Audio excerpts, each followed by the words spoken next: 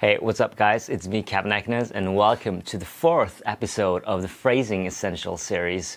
Today we're going to take a look at the tremolo, or whammy bar, which is actually, funny enough, a vibrato because it changes the pitch. How I like mine set up is I like it to be floating, meaning that it goes both up and down in pitch. And I like a good range. And I like it to be able to dive,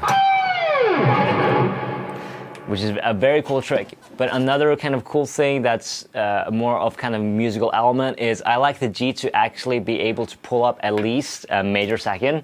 And at that point, whatever the point where it's a major second on the G string, most likely the B string will pull up a minor second, so you get this cool thing. So it's essentially, if you see this as a G, you get an A minor, and then G. And you could use that to just a musical effect to your playing to get almost like a steel kind of a effect going on, which is very cool. And there are plenty of other kind of expressional techniques to go through. And yeah, let's dig into some of my favorite ones.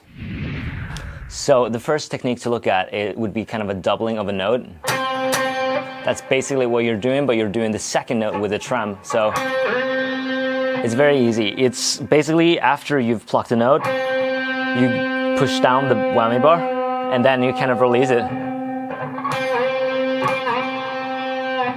And this one has an equivalent when it's pulling up. That's this, which is also fairly easy. It's a little bit harder, but what you do is this will only work whenever you have a descending line, meaning you go from a higher note to lower.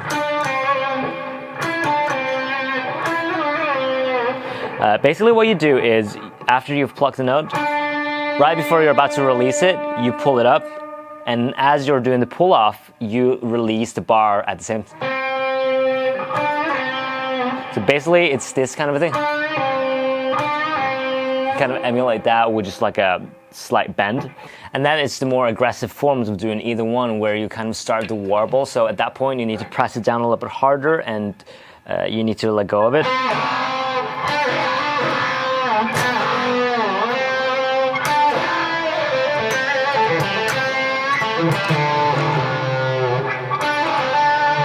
And you can even, some trems gives you the possibility of pulling it back here, and at that point you just play it. There's plenty of ways of doing it, and a lot of the times you can set them up with the Strandbergs. You can set them up with a little thing here over here, and you can just tighten it to your liking. I like when it's kind of just falls down. It's not too fast, but it's not hard to go grab. Some people like just holding it at all times.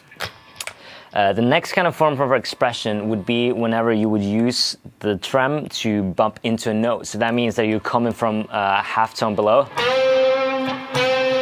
Kind of that kind of thing.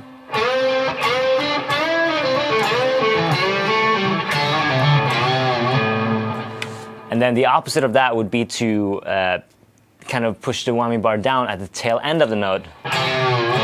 So it almost sounds like a slide sort of a thing.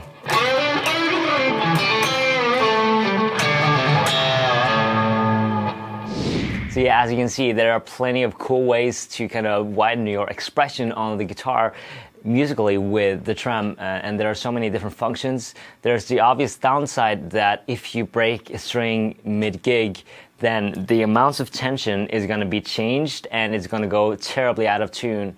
To me, something that I often do, like if I don't have time to change the guitar or something like that, is you sacrifice another kind of somewhat heavy of a string, and then you just need to change whatever parts you're playing to a different octave most likely, or something like that, or just work whatever way you have to around it. But by sacrificing that string, I mean that you tighten it so that all the four other strings will go back in tune, and at least you got those back in tune and it'll work like normal basically.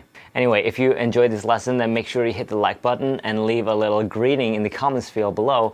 And if you want to continue to support me, I have a Patreon website, and we have a great community going on there where we do a bi-weekly masterclass, and we just chat about a lot of guitar stuff. It could be like kind of theoretical stuff, it could be technique, and sometimes it's gear, just like anything that people want to talk about. And we have a great little community going on there, so I hope you would join us. And without anything else to say, then I'll see you next time. Thanks for hanging out.